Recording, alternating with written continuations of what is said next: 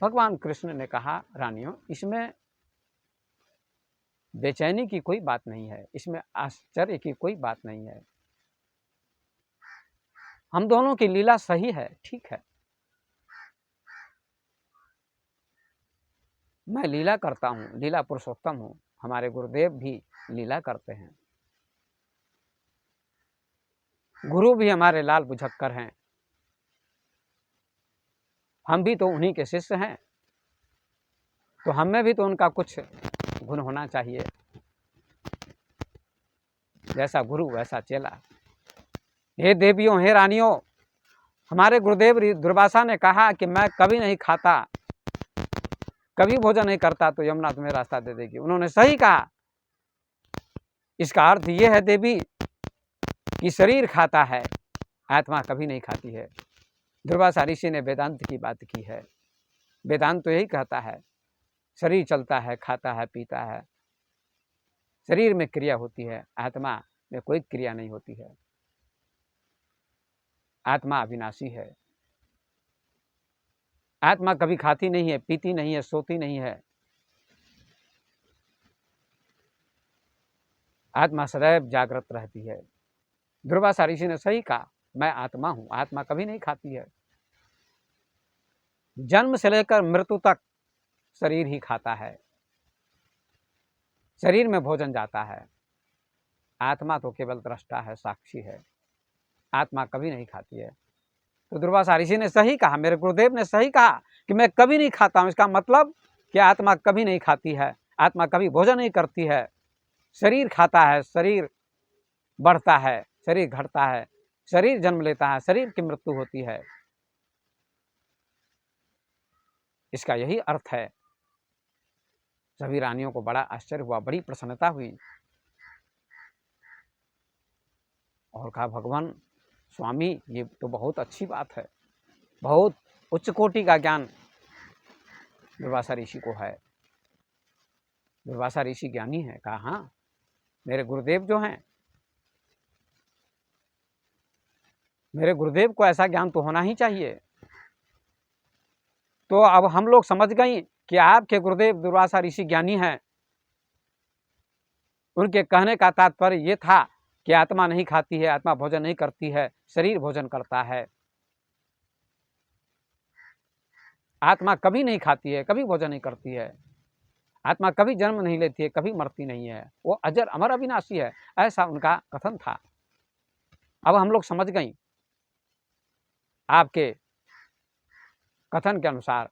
अब आप बताइए अपने बारे में कि आप हम सब के बीच में रहते हैं। हम लोगों की संख्या 16,108 है और प्रत्येक रानी से आपने 10-10 बच्चे उत्पन्न किए हैं। फिर आप बाल ब्रह्मचारी कैसे हो सकते हैं, आप योगेश्वर कैसे हो सकते हैं? इसका अर्थ समझाने की कृपा कीजिए। भगवान श्री कृष्ण ने रानियों से कहा, देवियों, रानियों, मैं कोई शरीर नहीं हूं, मैं आत्मा हूं। इसका अर्थ समझो। भगवान कृष्ण गीता में स्वयं कहते हैं अर्जुन से, अहम आत्मा गुडाकेश सर्वभूता से स्थितः अहम आदिश्च मध्यम च भूतानाम अंते च। हे अर्जुन, मैं सभी प्राणियों के शरीर में आत्मा रूप से निवास करता हूं, मैं सबका आत्मा हूं, मैं ही आदि हूं, मैं ही मध्य हूं, मैं ही अंत हूं। ऐसा भगवान श्री कृष्ण ने कहा। भगवान कृष्ण रानियों से कहते हैं कि मैं आत्मा हूं और इच्छाएं ही रानियां हैं। मनुष्य के मन में लाखों करोड़ों इच्छाएं होती हैं, लेकिन आत्मा इच्छाओं का स्वामी होती है।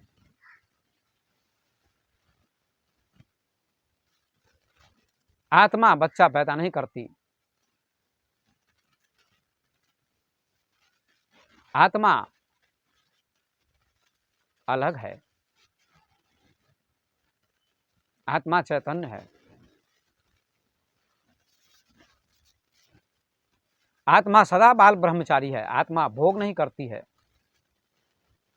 आत्मा बच्चा पैदा नहीं करती है, आत्मा सबसे अलग है। ऐसा भगवान श्री कृष्ण ने कहा। प्रकृते क्रियमाणानि गुणैः कर्माणि सर्वशः अहंकार विमूढ़ात्मा कर्ता हम इति मन्यते। भगवान कृष्ण गीता में अर्जुन से कहते हैं प्रकृति के गुणों के द्वारा सारे कर्म होते हैं,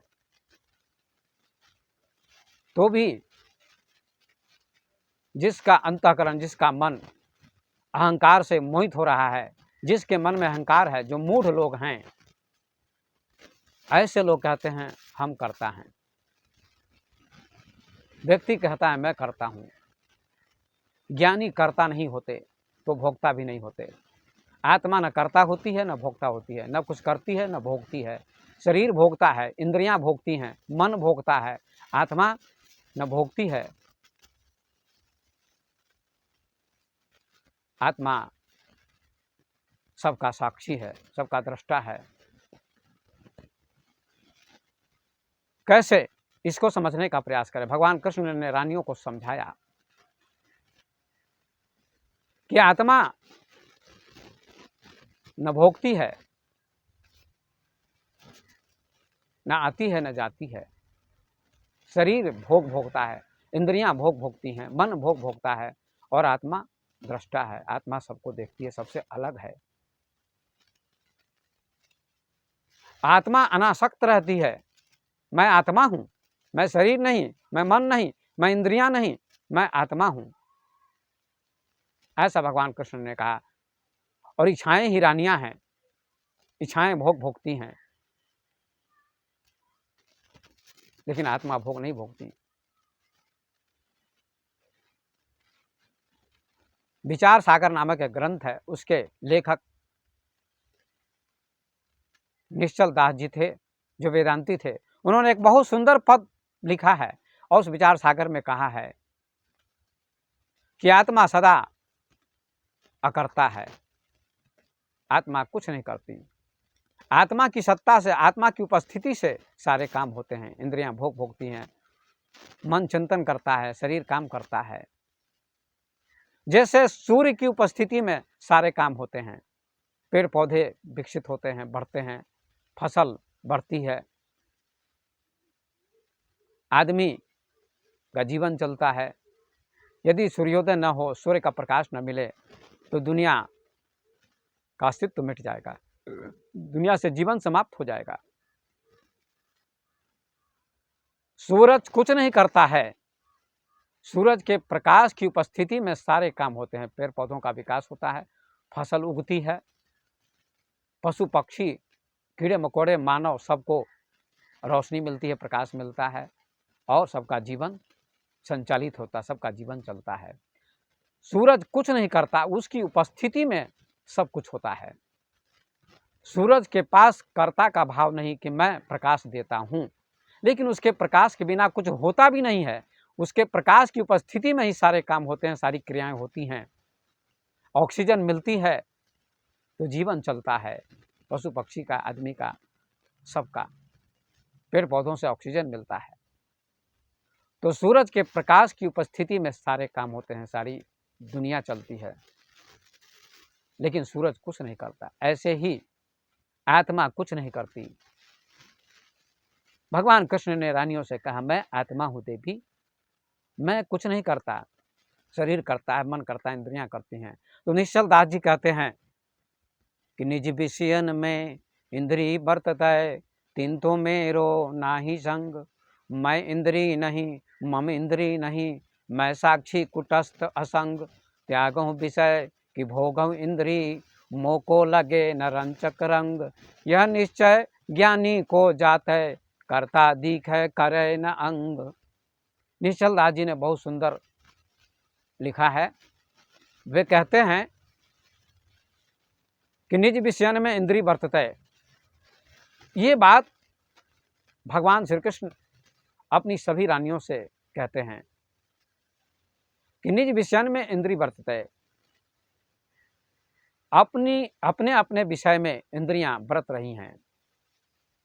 तिंतो मेरो नाही संग, उन इंद्रियों के विषयों में मेरा कोई संग नहीं, मेरी कोई आसक्ति नहीं। जैसे आंखें देखती हैं रूप को, सूरज को, चांद को, संसार को। रूप आंख का विषय होता है, तो आंखें रूप को देखती हैं। कान शब्द को सुनते हैं, कान का विषय शब्द होता है। और नाक सुगंध दुर्गंध लेती है, सुगंध दुर्गंध नाक का विषय होता है। स्वाद जीभ का विषय होता है, जीभ स्वाद लेती है।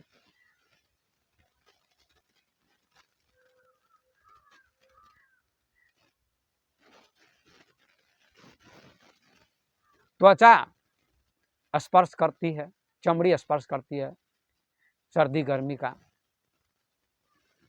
ये 5 ज्ञानेंद्रियों के 5 विषय होते हैं। आंखें देखती हैं, कान सुनते हैं, नाक सूंघती है, मुंह बोलता है, जीभ स्वाद लेती है और चमड़ी स्पर्श करती है। आंखों के का विषय रूप, कानों का विषय शब्द, नाक का विषय गंध, जीभ का, जिह्वा का विषय स्वाद और त्वचा चमड़ी का विषय स्पर्श। ये 5 विषय होते हैं। इन 5 विषयों में इंद्रियां ही जाती हैं। इंद्रियां इन 5 विषयों को भोगती हैं। ये बहुत ही दर्शन का विषय है, जीवन का विषय है।